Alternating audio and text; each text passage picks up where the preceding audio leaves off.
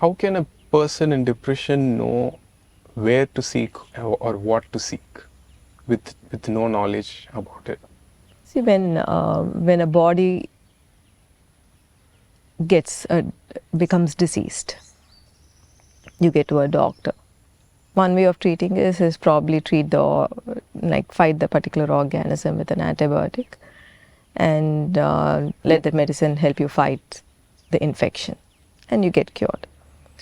But there are many doctors who are right now not focusing on just giving an antibiotic into your body and allowing it to fight the virus or the bacteria. What they're doing is strengthening the entire immune system. They're making sure that your body is strong enough for you to fight that infection, which I feel is definitely a better way to deal with infections or disease itself, because of so many reasons. We don't need to get into that science. Similarly, if people who are listening to this or people who are depressed are able to kind of make it a practice in their lives, wise practices which I want to share, if they can make it as a practice in their lives, it is like creating a support system for their mind in order to fight depression.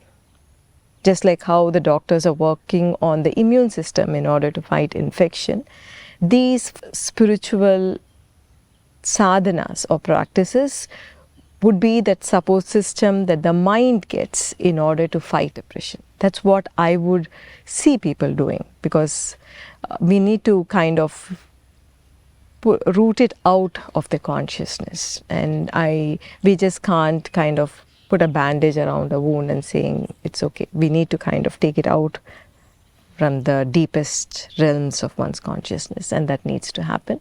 And it would happen when they do these practices. We as a species, we have evolved as a tribe. If you're alone walking in nature, there is very little chance of you surviving in the wild. So we kind of lived in tribes, and we lived in such a way that probably every night we sat around the fire and shared stories. We shared stories of what happened to us during the day, what happened, or what animal did we encounter, or what fruit-bearing tree did they discover that particular day. That might have been the conversation which people kind of sat around the fire and they kind of shared their experience. And unfortunately, for today's lifestyle, we really don't give that time for actually being present and conversing with people or listening. And if we can make that a practice, to sit down, leave your phones away, and actually sit down and converse and listen, being totally present to what you're hearing from the others, that should be the first step. Because our body, our minds, our consciousness has evolved because of these conversations that we have had in the past. And we need to kind of consciously get back into the practice of doing that. The next is,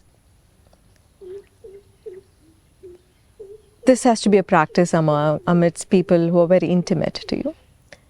A touch, a physical touch, a loving embrace, a hug. Scientifically, it produces oxytocin in your body. And what does oxytocin do is, it erases the past pain. So it is a natural way of erasing one's past pain. And if you have people, it could be your parents, it could be your child, it could be your partner or your grandparents, where you're able to have such an intimate relationship of like embracing, hugging, touching, holding, that is going to help you to a large extent. Then the other thing that I would definitely want people to do is to be in touch with nature. It allows the body to get into a place of harmony. And right now we have seen so much of science that nature heals.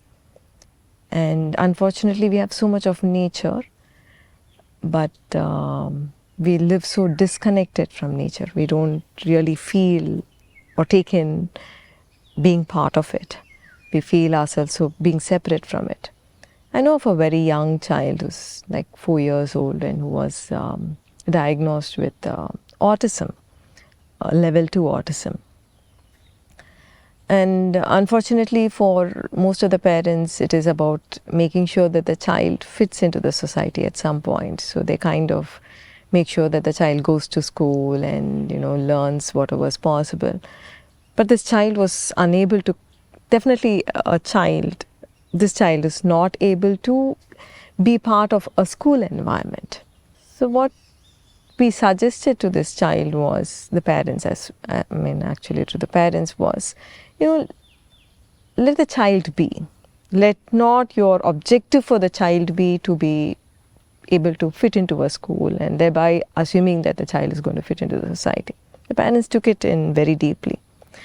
So they were living in a city when this whole thing was happening, and then they decided to move away from the city and move to a farmland where they decided to kind of allow the child to grow.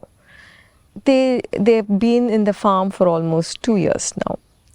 The child has been part of nature, has been part of life over there, interacting with the goats, with the cows, with the ducks, with the hens. Child has calmed down a lot. All the tantrums have disappeared. The child is calmed down, physically has calmed down. The child has begun to speak. The child was not speaking until 4. Child has started to speak, is very comfortable, very happy. And then they again checked if the child was autistic.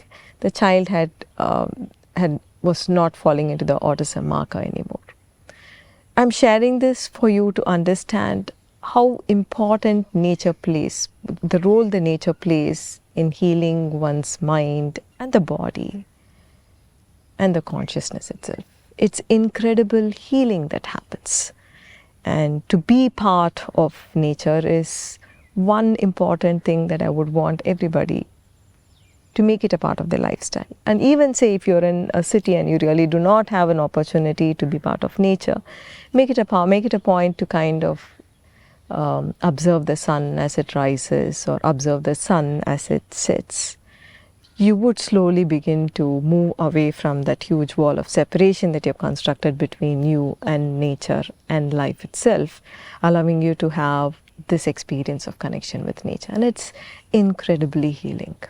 So it'll be good if anybody who is showing signs of depression or anybody who is depressed already, to kind of equip the mind, to give this support to the mind in order to fight depression. That's very essential. To be part of nature, to experience a friendly touch with your parents, with your siblings, or with your partner or your children. And then also to sit together and converse, to listen, to share, to feel that togetherness. That would be I would say, very important for not only people who are depressed, but it's also very important so that you don't get into depression at any point. And to have a mind that can be joyful and present, it's very essential.